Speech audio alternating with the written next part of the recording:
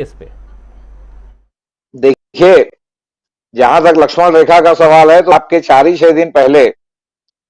Chief justice साहब, देश भर के चीफ जस्टिस, आपके मुख्यमंत्री, प्रधानमंत्री, रिजवी साहब, सबकी मौजूदगी में कहा था कि सबको अपनी अपनी लक्ष्मण रेखा का आदर करना चाहिए और किसी को भी इसका उल्लंघन नहीं करना चाहिए। अब रिजिजू साहब लगातार कहती कुछ है, करती कुछ है। सरकार ने इसके पहले भी जब मामला ये सुप्रीम कोर्ट में दूसरे चीफ जस्टिसों के सामने आया था तो सरकार ने कहा था कि साहब ये जो केदारनाथ सिंह में जो दिशा निर्देश दिए गए हैं वो इतने स्पष्ट हैं कि उस पर जो है इस कानून के दुरुपयोग होने के चांसेस नहीं है। तो उसमें कहा गया था कि आपका कोई भी बयान, कोई भी आपका कृत्य ऐसा नहीं होना चाहिए जिससे हिंसा को बढ़ावा मिले और पब्लिक ऑर्डर खराब हो। अब जिग्नेश मेवाणी ने अगर जो है प्रधानमंत्री के खिलाफ दिया था तो इससे जो है कौन सी हिंसा भड़क रही थी और कौन सा पब्लिक ऑर्डर डिस्टर्ब हो रहा था कि उनको देशद्रोह का मुकदमा और असम से उनको लाद करके उठा करके ले जाया गया। तो अब सवाल इस बात का है ना कि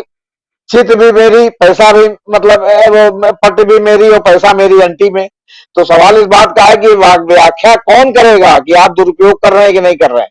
आज तो सुनवाई के समय चीफ जस्टिस ने कहा कि इस कानून का लगातार दुरुपयोग हो रहा है। ठीक है, आप इस पर पुनर्विचार करेंगे, लेकिन उनका क्या,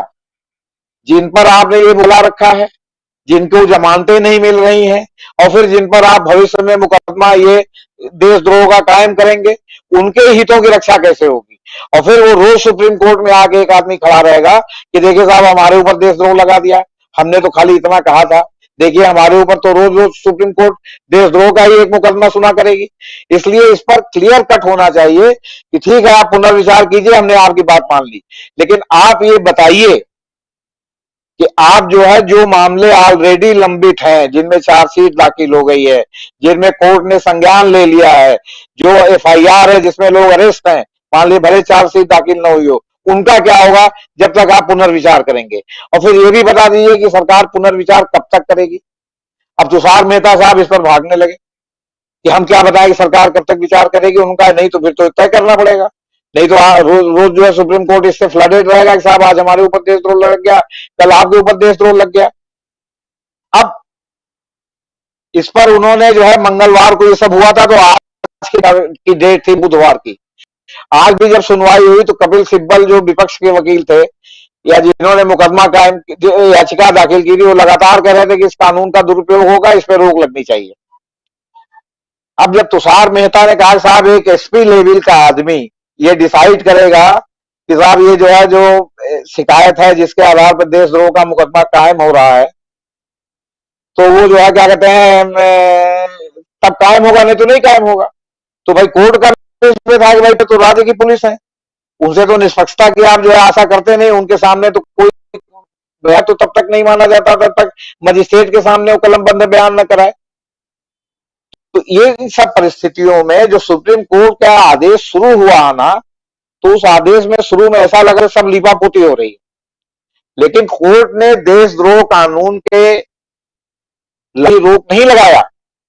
उन्होंने एक और भी बहुत महत्वपूर्ण आदेश किया है। आदेश ये किया है कि जितने लोगों के खिलाफ मुकदमा दाखिल हो चुका है, मुकदमा कायम हो चुका है, कोर्ट चार्जशीट ले चुकी, मतलब का संज्ञान ले चुकी है, चार्ज फ्रेम तक हो गया है, उसमें देशद्रोह की धारा को किनारे कर दिया जाएगा और देशद्रोह की धारा के आरोप को किनारे कर दिया जाएगा। बाकी अगर और धाराओं पर मुकदमा है, मुकदमा चलेगा, देशद्रोह का मुकदमा तब तक नहीं चलेगा जब तक कि विचार का मामला सेटल नहीं हो जाता। और ये सरकार के लिए सबसे बड़ा जो झटके वाली बात है वो ये है कि जो ऑलरेडी इन्होंने कोर्ट में चला रखा है जिसमें चार्जशीट दाखिल हो चुकी है, अब वो सब मामले में भी देशद्रोह अलग हो जाएगा।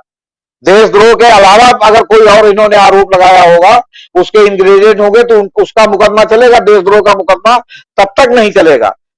जब तक कि जो है वो क्या कहते हैं इसमें पुनर्विचार का मामला बिल्कुल सामने नहीं आ जाता। ये सरकार के लिए बहुत बड़ा सेटबैक है और इस मामले में देशद्रोह के कानून को मान लीजिए रोकते हुए बाकी पर मुकदमा चलने देते तो भी उतना ऐतिहासिक फैसला नहीं होता जितना इस प्रावधान के कारण ऐतिहासिक हो गया कि साहब अब वो मुकदमा देशद्रोह वाला चलेगा ही नहीं जब तक जो है क्या कहते हैं मतलब जो पेंडिंग मामले हैं उनमें भी नहीं चलेगा। और फिर उन्होंने कहा कि जो लोग जेल में है इस धारा में वो जमानत की एप्लीकेशन दे, इनडायरेक्टली है कि उनकी जमानत हो जाएगी। जी जी बिल्कुल, बहुत बड़ी